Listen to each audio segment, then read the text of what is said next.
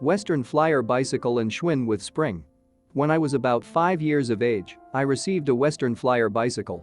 This was a full size, not one of those puny little things with training wheels. My mom thought it was too big for such a little boy, but my dad said I would grow to it and we wouldn't have to worry about my outgrowing the thing. It was a boys' style bike with the bar from the seat to the front bars. This meant that to mount it, I had to stand on something. The dismount was usually a crash, and you know it, a mercurochrome treatment for the knees and elbows.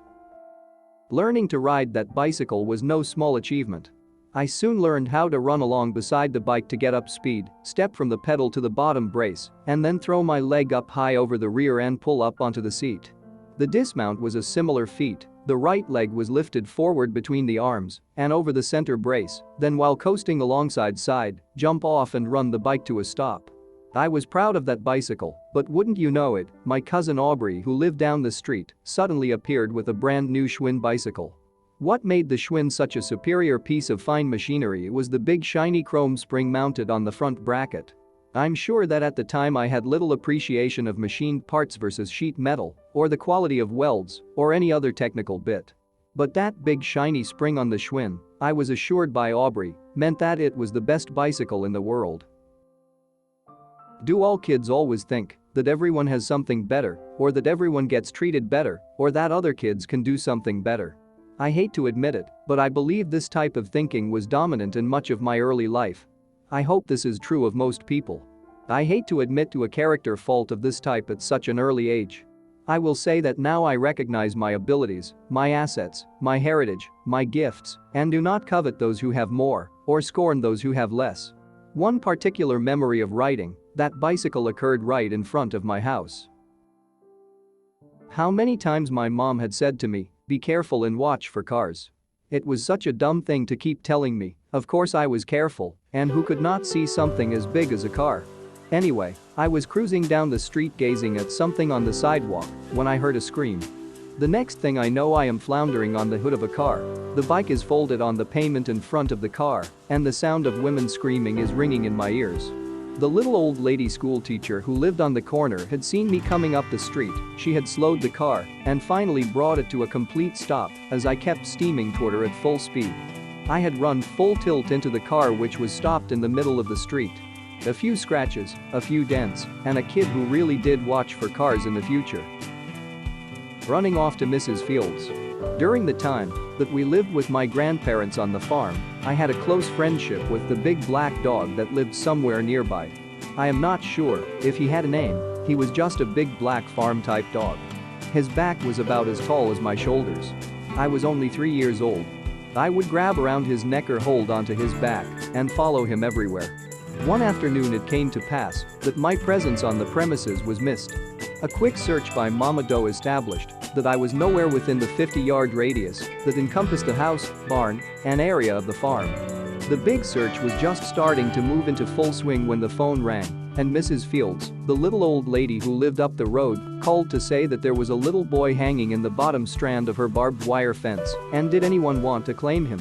I had made it about a half mile, following the big black dog, before my shirt and pants had become hopelessly tangled in the barbed wire fence.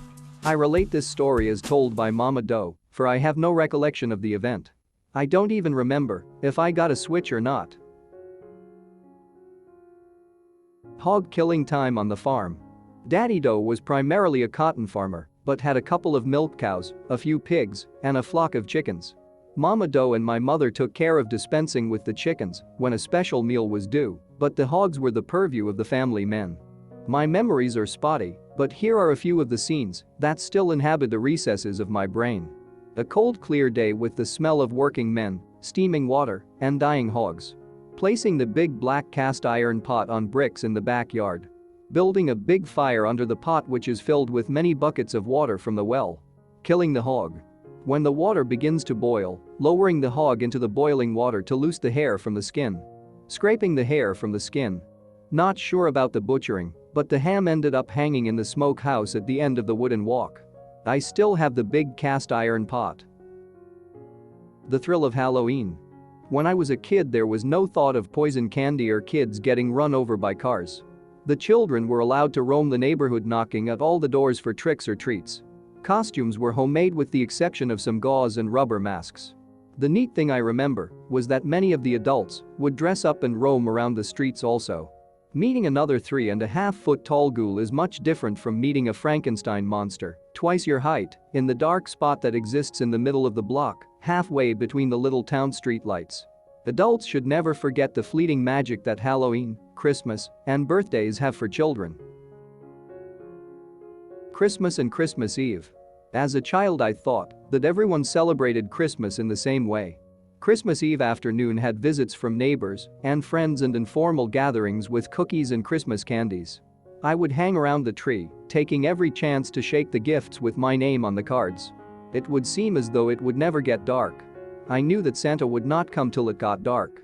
As it got dark, I started looking for the fat man's arrival. My dad always wanted to go visit Mama Doe or go look at the neighbor's Christmas tree decorations or some silly thing that required us to leave the house.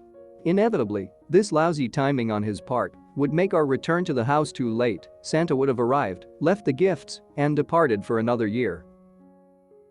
Christmas morning was just a fresh day to play with the toys that had arrived the night before.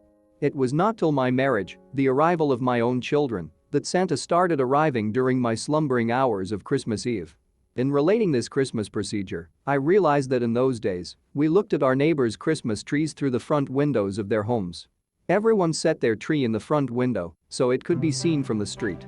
Outdoor lighting was rare. I am not sure if this is a function of growing up in a small farm town or if it was just not the thing to do.